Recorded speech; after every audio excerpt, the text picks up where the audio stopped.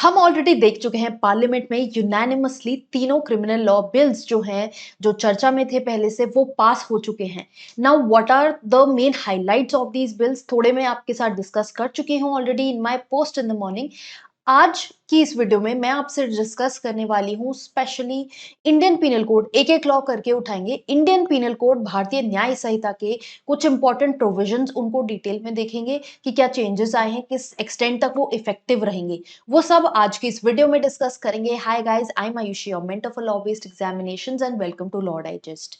तो हम स्टार्ट करते हैं विद द मेजर प्रोविजंस। तो we are considering Bharatiya Nyaya Sanhita, that is instead of the Indian penal code. Bharatiya Nagarik Suraksha Sanhita और भारतीय साक्ष्य बिल, जो इंडियन एविडेंस एक्ट और सीआरपीसी के रिप्लेसमेंट्स हैं, उनको हम फर्दर और वीडियोस में डिस्कस करेंगे। नाउ सबसे पहले जो हम देख रहे हैं, एक टर्म जो हम अब देख सकते हैं, जो पहले आईपीसी में नहीं हुआ करता था, जो बीएनएस में है, वो है टेररिस्ट एक्ट। टेररिस्ट एक्ट को डिफाइन कर दिया गया है। अब इसकी जो ये डेफिनेशन आप देख रहे हैं, जो अब आपको भारतीय न्याय संहिता यानी BNS, I will use the word BNS here in after, तो ये जो डेफिनेशन है ये ली गई है अनलॉफुल एक्टिविटीज प्रिवेंशन एक्ट के सेक्शन 15 से। टेररिस्ट एक्ट माने क्या, व्हाट डज इट से? भारतीय न्याय संहिता, ऑब्वियसली यू नो कि ये वो एक्ट है जो आपको पनिशमेंट भी प्रिस्क्राइब करता है। Apart from telling what the offences are, उसकी पनिशमेंट भी प्रिस्क्राइब्ड होती है।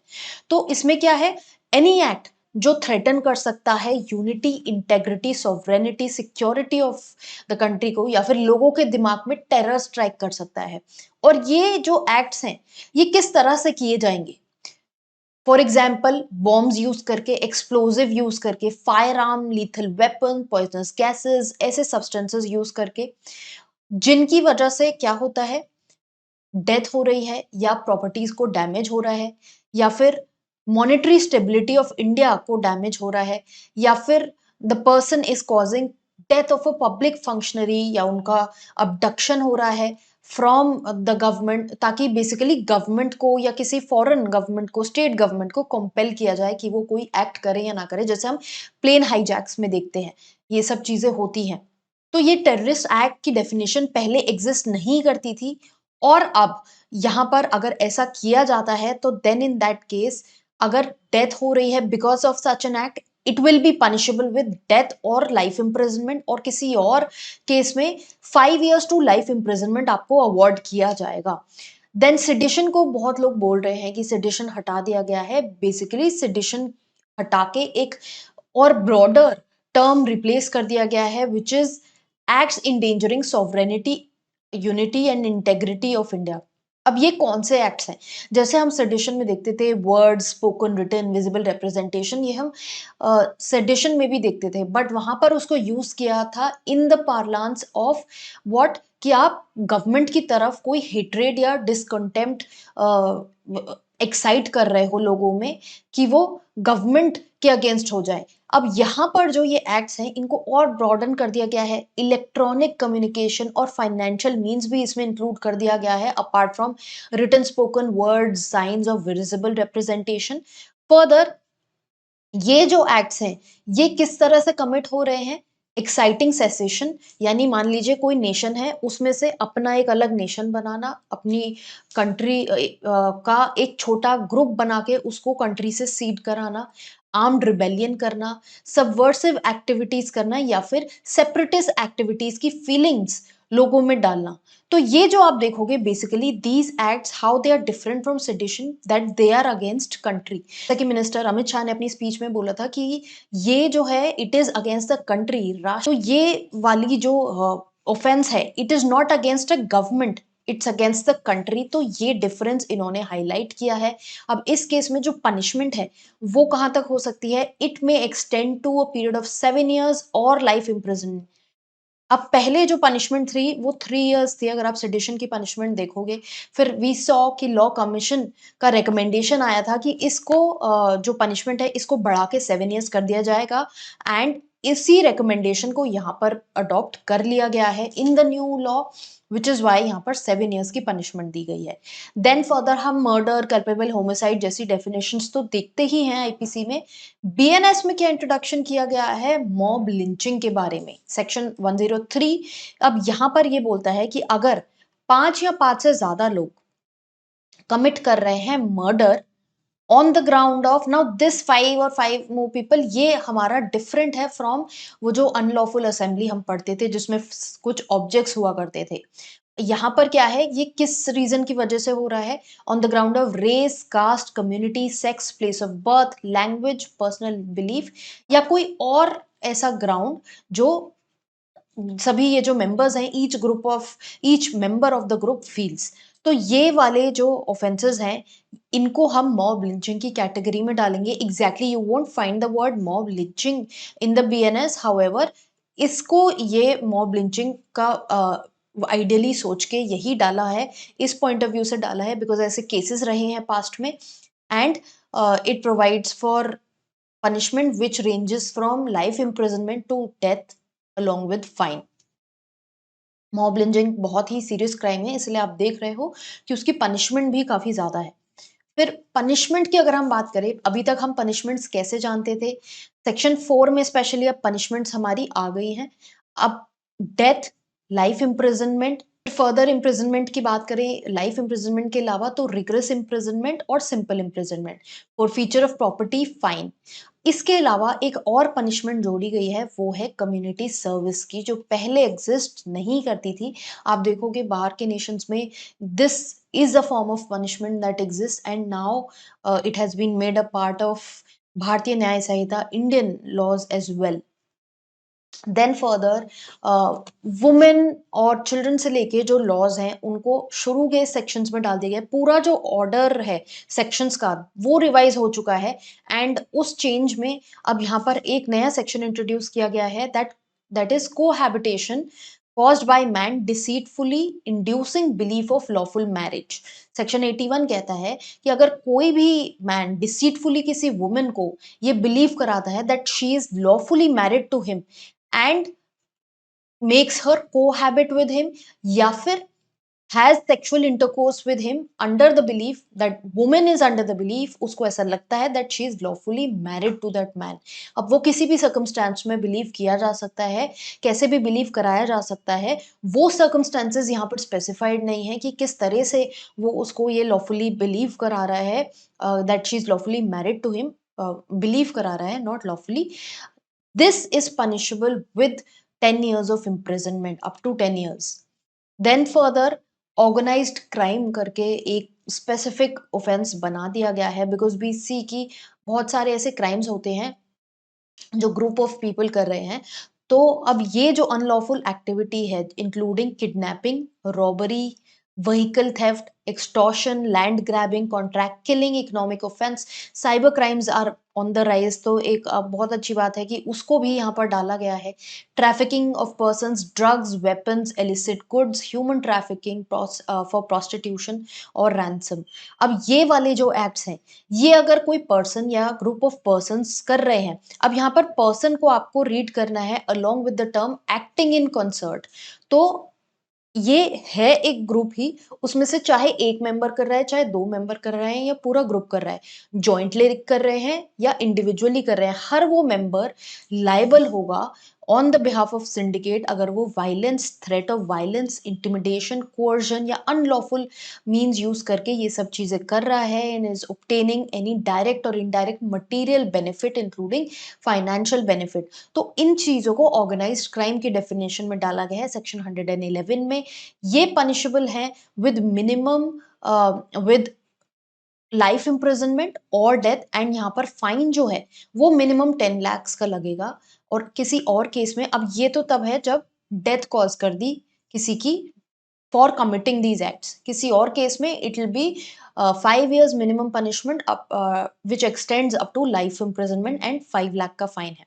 अब ऑर्गेनाइज्ड क्राइम के अलावा एक और पेटी ऑर्गेनाइज्ड क्राइम करके यहाँ पर हमारे इंडियन पिनल बीएनएस में प्रिस्क्राइब किया है ऑफेंस, जहां पर कौन से ऑफेंसेस इंक्लूडेड हैं, theft, snatching, cheating, unauthorised selling of tickets, betting, gambling, selling of public examination question paper. यानी मान लीजिए कि आप लॉ एंट्रेंस ड्यू एलएलबी की तैयारी कर रहे हो और उसका क्वेश्चन पेपर सेल किया जाता है पब्लिकली, वो भी एक ऑफेंस है। और एनी अदर क्रिमिनल एक्ट, ये चीज ऑब्वियसली वो ऑफेंस पहले भी था, हाउएवर अब उसको पेटी ऑर्गेनाइज्ड क्राइम में स्पेसिफिकली डाल दिया गया है। पहले वो चीटिंग के केस में आता, अब ये कुछ स्पेसिफाइड ऑफेंसेस बना दिए गए हैं। इनके लिए पनिशमेंट जो होगी वो 1 to 7 years तक की होगी। अब अगर हम पेटी ऑर्गेनाइज क्राइम को देखें, एक और क्राइम साथ में आया है, वो है हमारा स्नैचिंग का। स्नैचिंग का जो ये ऑफेंस है, इसको अलग से 304 में दिया गया है एज अ सेपरेट ऑफेंस। तो स्नैचिंग किस तरह से डिफाइंड है, यू माइट सी कि स्नैचिंग यहाँ पर भी मेंशन्ड है पेटी ऑर्गेनाइज क्राइम में, but here snatching what does it mean, in order to commit theft the offender. Now the only difference here you will see कि यहाँ पर जो है petty organized crime में ये लोग एक syndicate के point of view से उसकी member बन के act कर रहे हैं। यहाँ पे individually if a person is doing such an act, that will fall under snatching. तो suddenly, forcibly, quickly किसी person से, उसके बॉडी से या उसकी पोजेशन में से कोई मूवेबल प्रॉपर्टी फोर्सिबली ले रहा है, सिक्योर कर रहा है, ग्रैब कर रहा है सडनली और क्विकली, वो स्नैचिंग माना जाएगा। उसकी जो पनिशमेंट है वो up to 3 years along with fine है। देन जैसा कि मैंने बोला, विमेन एंड चिल्ड्रन के ऑफेंसेस थोड़ा ऊपर सेक्शन में चैप्टर में मूव कर दिए गए हैं, चैप्टर 5 में वो अब आते हैं।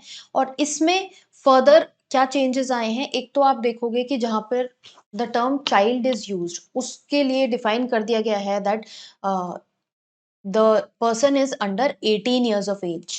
पहले कुछ ऑफेंसेस थे चिल्ड्रन के अगेंस्ट, वहां पर you will see the term that has been used is person under the age of 16, under the age of 18, अलग अलग ईयर्स प्रिस्क्राइब थे।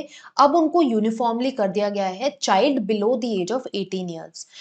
अब यहाँ पर क्या बोला गया है, सेक्शन 95 कहता है अगर कोई इंसान बच्चों को हायर करता है, एम्प्लॉय करता है, इंगेज करता है टू कमिट एनी ऑफेंस, या फिर इस ऑफेंस में इंक्लूडेड रहेगा, इनको हायर किया जा रहा है for the purpose of sexual exploitation and pornography, then in that case punishment रहेगी 3 to 10 years की। और अगर किसी बच्चे को मान लीजिए एम्प्लॉय किया है किसी का मर्डर करने के लिए, बच्चा गोली चलाता है, डेथ हो जाती है, तो जो पनिशमेंट उस डेथ के लिए मिलती, वो ऑब्वियसली चाइल्ड को नहीं मिलेगी, जिसने वो क्राइम चाइल्ड से कराया है उसको वही पनिशमेंट मिलेगी साथ साथ इस पनिशमेंट के अलावा।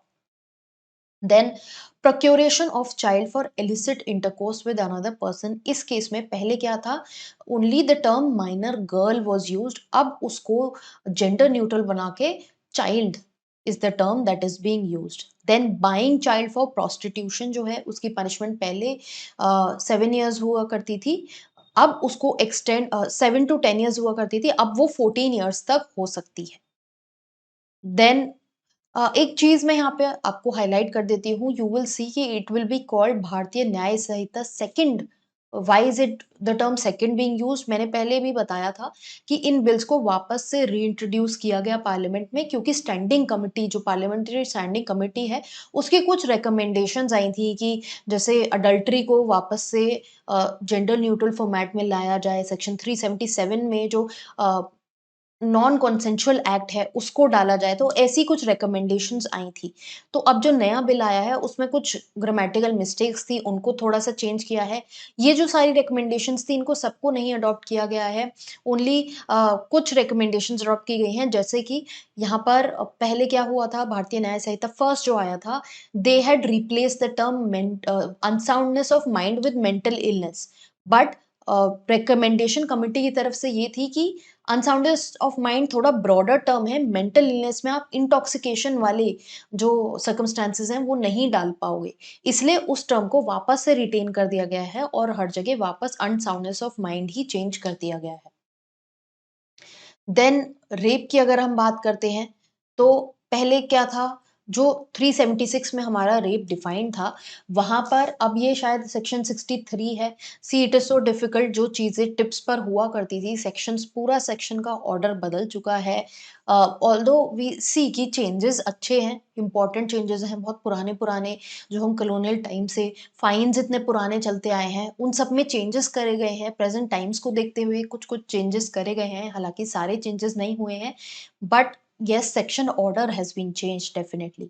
अब यहाँ पर sexual intercourse, sexual act by a man with his wife, wife not being under the age of 18 years, पहले क्या था 15 था, उसको चेंज करके 16 किया गया।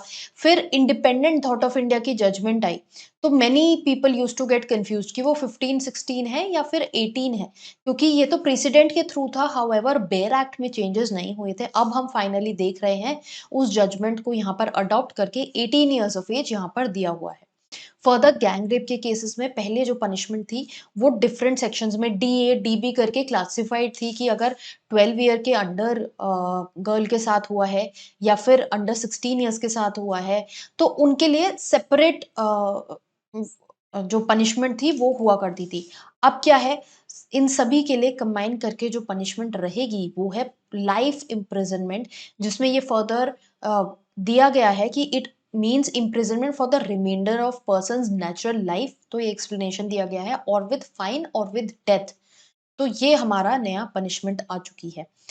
अब नेक्स्ट जो ऑफेंस है अगेंस्ट ह्यूमन बॉडी, जैसे रेप हमने देख लिया ऑलरेडी, ग्रीवियस हर्ट देखते हैं। ग्रीवियस हर्ट सेक्शन 116 में गिवन है, पहले ये 323 324 में हर्ट, ग्रीवियस हर्ट गिवन था, अब सेक्शंस चेंज हो गए हैं। अब ये जो है, इसमें ग्रीवियस हर्ट में हमारा काफी सारे जो प्रोविजंस थे वो गिवन थे कि डिसफिगरेशन ऑफ फेस कर दिया, या इमैस्कुलेशन कर दिया, या प्राइवेशन ऑफ आई हो गया, ईयर हो गया। उसमें एक फाइनल प्रोविजन, एक एंड की तरफ में प्रोविजन हुआ करता था कि आपने किसी को ऐसी इंजरी की है that the person is not able to do his daily pursuits for a period of 20 days. तो इस 20 डेज को चेंज करके अब 15 डेज कर दिया गया है। फर्दर जब हम वॉलेंटरी ग्रीवियस हर्ट जो सेक्शन 117 में गिवन है उसकी बात करते हैं, वहां पे एक एक्सप्लेनेशन फर्दर ऐड किया गया है। मीनिंग जहां पर बेसिकली क्या बात कर रहा है कि आपने इस इंसान को इस तरह से हर्ट कॉज करी है कि that person is not able to function properly due to permanent disability, या the person is in a permanent vegetative state, तो the person has gone brain dead because of the injury that has been caused. इस case में जो punishment है वो 10 years तक, 10 years will be the minimum punishment and it can go up to imprisonment for life. Further कुछ changes करे गए हैं फाइन्स में, जैसे वॉलेंट्री हर्ट में पहले 1000 का पेटी फाइन था, अब उसको 10,000 का फाइन कर दिया गया है। डेंजरस वेपन से अगर आप कर रहे हैं तो पहले सिर्फ फाइन लिखा रहता था, अब उस फाइन को स्पेसिफाई करके 20,000 कर दिया गया है। तो ऐसे बहुत सारे जो फाइन्स हैं उनको चेंज किया गया है, जैसे एसिड अटैक वाले हैं वॉलेंट्री हर्ट, ये सभी यहाँ पर चेंजेस आए हैं। नॉट जस्ट फाइन्स, जगह जगह बीएनएस में पनिशमेंट्स में भी चेंज आया है, वो आपको पढ़ के ही पता लगेगा। We are here discussing the highlights because बहुत सारे पनिशमेंट्स हैं एंड हर जगह चेंजेस किए गए हैं पनिशमेंट में, मोस्टली हर जगह। Then causing of death by negligence 104, पहले क्या होता था, इसके लिए पनिशमेंट जो मैक्सिमम थी वो 2 इयर्स थी, अब वो पनिशमेंट बढ़ा के 7 इयर्स कर दी गई है। फर्दर ऐसे बहुत सारे केसेस होते हैं, हिट एंड रन केसेस, तो अगर आप किसी की डेथ कॉज करते हो किसी रैश एंड नेग्लिजेंट एक्ट से, which is not amounting to culpable homicide, but आप सीन से वहां से चले जाते हो और fail, you do not tell about the incident to a police officer और a magistrate soon after the incident, then in that case आपको सजा हो सकती है विच में extend up to 10 years and fine. और साथ में उन्होंने जब ये बिल इंट्रोड्यूस किया था, जब बात हो रही थी इसकी, तो ये भी बोला गया था कि स्पेशल प्रोविजंस लाए जाएंगे उन लोगों को लीनियंसी दिखाने में जो अ, जब ऐसे एक्ट्स होते हैं, उनको लोगों को एक्सीडेंट हुआ है बट लोगों को हॉस्पिटल तक लेके जाते हैं, उनको मेडिकल ट्रीटमेंट दिलाते हैं, देन उस केस में लीनियंसी दिखाई जाएगी। Then finally imputation assertions prejudicial to in national integration, पहले क्या होता था, ये अभी भी पहले की तरह रिटेन्ड है, इसमें बस फर्दर एक क्लॉज़ ऐड किया गया है। पहले बोला गया था कि कोई भी इंसान अगर acts, words, spoken, written, sign, visible representation के थ्रू कोई भी मतलब एक्ट्स कर रहा है which is prejudicial to national integration, उसमें स्पेसिफाइड एक्ट्स थे। उसमें फर्दर क्या ऐड किया गया है, इलेक्ट्रॉनिक कम्युनिकेशन के थ्रू भी जो मीन्स है वो यूज़ किया जा सकता है। एंड ये ऐड किया गया है, कोई इंसान अगर पब्लिश करता है एनी फॉल्स और मिसलीडिंग इंफॉर्मेशन जिसकी वजह से इंडियन सॉवरेनिटी और इंटेग्रिटी जो है वो जेपरडाइज हो रही है, then in that case that will be punishable. तो ये जो चीज है, now this is very broad. हमने देखा जब पार्लियामेंट्री डिबेट चल रही थी, बहुत सारे ऐसे ऑफेंसेस जो अभी हम देख रहे हैं उन पे भी ये डिस्कशंस हुए कि कहीं कहीं पे वेग टर्म्स हैं एंड जो कल्पेबिलिटी है वो बढ़ाई जा सकती है। अब गवर्नमेंट उस चीज़ को जस्टिफाई करती है ये बोल के कि जो आईपीसी था वो पुराना कॉलोनियल टाइम का लॉ था, उसका ऑब्जेक्ट था पनिश करना। यहाँ पर ऑब्जेक्ट है कि सिटीजन्स को, जो पब्लिक है, उनको इंसाफ दिलाना। That is why they termed it as Bharatiya Nyaya Sanhita. So they said that the focus is on getting justice done. So there lies the main difference. However, we do see कि कुछ ऐसे टर्म्स हैं जो ओपन एंडेड है, थोड़ी clarity कम है। And उसमें क्या हो सकता है कि पुलिस या सिचुएशंस ऐसी आ सकती हैं जहां पर चीजों का मिसयूज भी हो सकता है। अब वो आगे हमें देख के ही पता चलेगा। We do not have any case laws on BNS. वो तो धीरे धीरे प्रेसिडेंट डेवलप होंगे जब कोई भी लॉ इन्फोर्स आता है, उसको जब हम सिटीजन्स पे एप्लीकेबल कराते हैं, तो डेली लाइफ में जो इश्यूज आते हैं, प्रॉब्लम्स आती हैं, केसेस होते हैं, कोर्ट डिसाइड्स ऑन देम। उसके पीछे का जूरिस्प्रूडेंस एक्सप्लेन किया जाता है थ्रू केस लॉज ओनली। तो यहाँ पर IPC obviously will be very relevant. जो आईपीसी के मेजॉरिटी केसेस हैं, लीडिंग केसेस हैं, वो यहाँ पर भी अप्लाई रहेंगे। Courts will consider those also. Now, apart from this, there are other small changes that have been made. जैसे मैंने बताया कि फाइन्स, पेनल्टीज, इम्प्रिजनमेंट का ईयर टर्म, ये ऐसे कुछ छोटे चेंजेस हैं। वो आप अपने एंड से यू कैन स्टडी। मेजर ये जो मैंने यहाँ पर आपको प्रोविजंस बताए हैं, ये हैं अगर आप किसी एग्जामिनेशन की तैयारी कर रहे हो। So these will be your major provisions that will be there. Further आप जो नया पीडीएफ आया है, आपको गवर्नमेंट वेबसाइट्स पे, ऑफिशियल वेबसाइट्स पे वो मिल जाएगा। आप उसको डाउनलोड करके उसको पढ़ सकते हैं। नाउ द प्रॉब्लम इज़ कि ये अमेंडमेंट के फॉर्म में नहीं आया है, पूरा नया लॉ आया है, तो आपको वो बैठ के कंपैरिज़न करना पड़ेगा until you know an official document comes on that. और we have books in the market जो वो हमारे लिए करे। This is what I have done, ताकि आपको थोड़ा पता लग सके कि क्या मेजर चेंजेस आए हैं उनके बारे में। आगे I will come out with more videos जहाँ पे हम बीएनएसएस यानी सीआरपीसी का जो रिप्लेसमेंट है, और अ, भारतीय साक्ष्य बिल जो एविडेंस एक्ट का रिप्लेसमेंट है, उसके भी प्रोविजंस डिस्कस करेंगे ताकि आपको मेजर हाइलाइट्स पता रहे। With this I am going to end this session. कोई आपको डाउट या क्वेरी है उसको कमेंट बॉक्स में डालें। And also if you want to get in touch with me, I am available on different social media platforms. Links इस video के description में गिवन है। ऐसी और वीडियोस के लिए मेक श्योर कि आपने चैनल को फॉलो किया हुआ है, सब्सक्राइब कर रहे हैं, और इंस्टाग्राम पे भी हमें फॉलो कर रहे हैं।